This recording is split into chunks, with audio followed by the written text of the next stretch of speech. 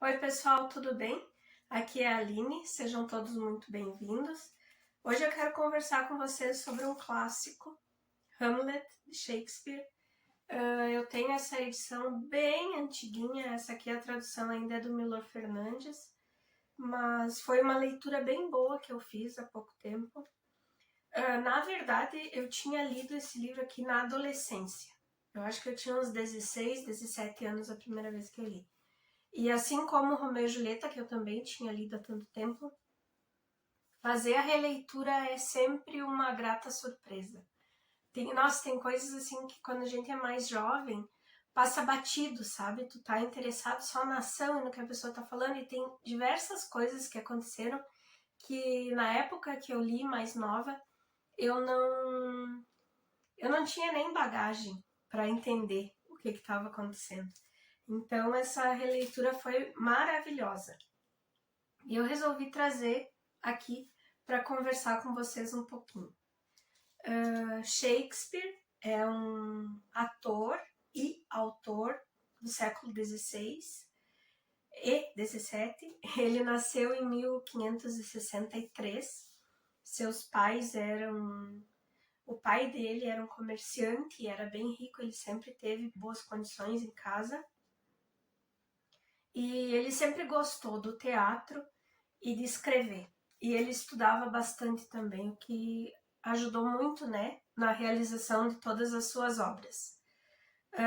Em Hamlet, em especial, se não me engano, esse é o texto mais longo dele, é a maior peça do Shakespeare.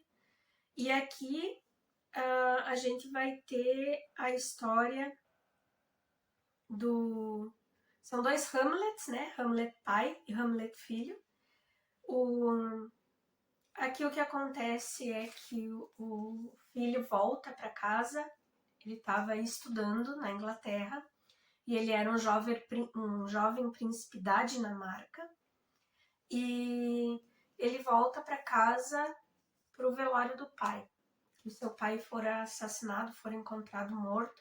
Na verdade, eles acreditam que o pai dele morreu por acidente, alguma coisa assim. E enquanto ele está em casa, a obra começa, a mãe dele casando com o tio, irmão do pai dele. E logo em seguida do velório, então, se não me engano, passou um mês assim, do velório do pai dele, e a mãe dele já casou com o tio. O tio assume, né, o reinado, porque ele era o próximo na linhagem. E o que mais dá aquele susto assim na gente durante a leitura é que no começo da história eles envolvem um fantasma, que seria... É uma coisa assim que os guardas veem, que aparece durante a noite, e que eles ficam em dúvida se contam ou não para o Hamlet. E quando eles contam, eles dizem que é o fantasma do pai dele, porque é uma pessoa, um vulto que eles veem, que está vestido igual o pai dele foi enterrado, e não conversa com ninguém, ele só passa por ali, sabe que os guardas viram ele, mas ele não conversa com ninguém. E o Hamlet, sabendo disso, ele vai querer encontrar o fantasma do pai dele, ele vai querer tirar a prova, né? E ele consegue. E quando ele vai atrás do fantasma do pai dele, com ele o pai fala.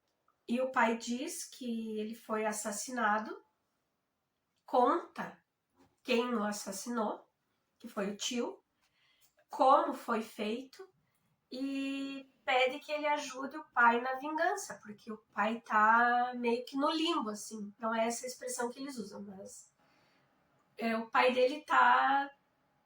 o fantasma tá vagando, o fantasma tá sem pra onde ir e pede vingança da sua morte e a ajuda do filho.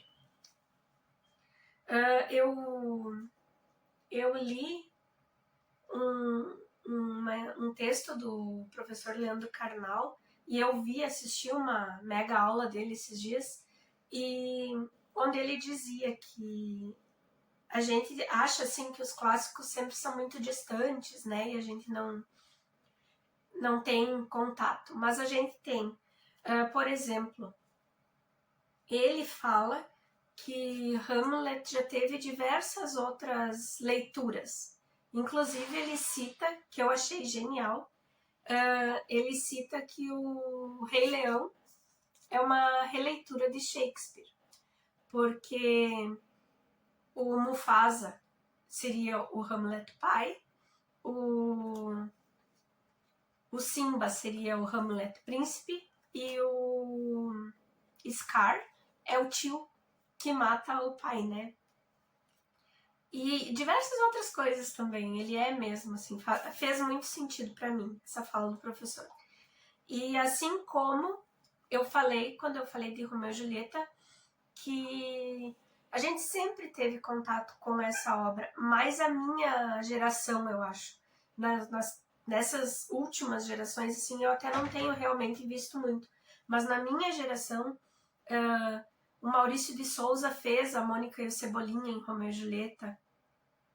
A gente teve diversos filmes, adaptações para Romeu e Julieta, e Hamlet não é diferente, né? Eu vou citar o que o professor Leandro Carnal falou, e o Rei Leão realmente fez muito sentido para mim, ele ser uma releitura. Seguindo aqui então, depois que o Hamlet conversa com o fantasma do pai dele, ele realmente vai querer tirar a prova, assim, e ele começa a pensar em formas de fazer o tio se entregar, de alguma maneira. E a primeira coisa que ele faz é literalmente meter o louco. Ele passa a mostrar que ele perdeu a sanidade, que ele tá sem noção nenhuma e que ele tá enlouquecido mesmo. Aqui o que a gente vai ter? Um Hamlet falando absurdos e rompendo com Ofélia, que era o amor da sua vida, e indo contra o pai da Ofélia, indo contra todos os nobres que já eram da nobreza do pai dele, né, que já faziam a parte da corte, enfim. E ele vai começar a questionar a mãe dele também, porque ele teme que a mãe estivesse envolvida. E com essa loucura dele, assim, o tio, tanto o tio quanto a mãe começam a se preocupar e chamam alguns colegas dele da Inglaterra para que esses colegas interfiram e digam se ele tá mesmo, se ele enlouqueceu mesmo ou se ele tá só se fazendo. E nesse meio tempo vai chegar uma trupe de teatro e o Hamlet vai fazer um texto com a história que o fantasma contou para ele e vai pedir que essa trupe apresente essa peça na frente do tio e da mãe dele. E ele e o amigo Horácio vão ficar de olho nos dois para ver se algum deles tem alguma reação que denuncie a sua participação no assassinato. E eles notam que o tio dele fica muito incomodado, pede para parar a peça, enfim. E aí começa a verdadeira tragédia. Até aqui a gente vinha acompanhando o pensamento de vingança do Hamlet. Mas daqui em diante, realmente o livro vira uma tragédia. Porque já começa quando ele vai questionar a mãe dele sobre o porquê do casamento dela com o tio. E enquanto isso, o tio dele realmente manda alguém acompanhar a mãe dele. E ele nota que tem alguém atrás da tapeçaria. E ele acha que é o tio. E ele ataca e ele acaba matando o pai da Ofélia. A Ofélia já estava ficando meio fora, porque tinha visto ele perder a sanidade e ela estava perdendo o amor da vida dela. A Ofélia realmente enlouquece e a Ofélia em seguida se suicida. É muita zica, dali em diante é só a ladeira abaixo, como eu disse. E ele e o tio dele não têm esse enfrentamento, eles ficam assim, sempre por intermédio de alguém, sabe? E o único amigo para quem o Hamlet pede mesmo ajuda é o Horácio. Os demais ele se liga que estão ali para vigiar ele e não vão interceder a favor dele para o príncipe, o contrário, né? Para o rei. É o que eles estão fazendo, eles estão trabalhando para o rei contra o Hamlet. E a história vai até a hora do real enfrentamento, né? Onde a mãe do Hamlet entende que foi o tio quem matou o marido e ainda conquistou ela, digamos assim, e ela se sente muito mal por isso. Ela vê que o tio envenenou o filho e ela não vê que o tio envenenou, na verdade, ela entende que está acontecendo alguma coisa e ela toma o veneno que seria para o filho. E é uma tragédia. A mãe morre com o veneno, o filho morre com o veneno da espada do irmão da Ofélia, com quem ele estava travando um duelo, e mata o tio. Então o fim de Hamlet, assim, é um monte de corpos. É bizarro. Mas, gente, é uma obra maravilhosa. Eu não vou falar mais, assim... Eu dei o spoiler do filme, mas também, né, gente? Por favor, não é spoiler. Quem ainda não assistiu. Mas tem muita coisa nesse meio do caminho aí que vale super a pena. O Hamlet trabalhou... O Hamlet não, perdão. O Shakespeare trabalhou com a Rainha Elizabeth. Durante um tempo ele fez diversas obras para serem apresentadas no palácio para ela. Quando ela faleceu e assumiu o filho da Mary Stuart, né, o James, ele criou uma equipe de teatro no palácio e a equipe do Shakespeare foi trabalhar diretamente com o rei. E o Shakespeare seguiu escrevendo, eles arrumaram um teatro e ele seguiu escrevendo até um pouco antes da sua morte, que foi em 1616.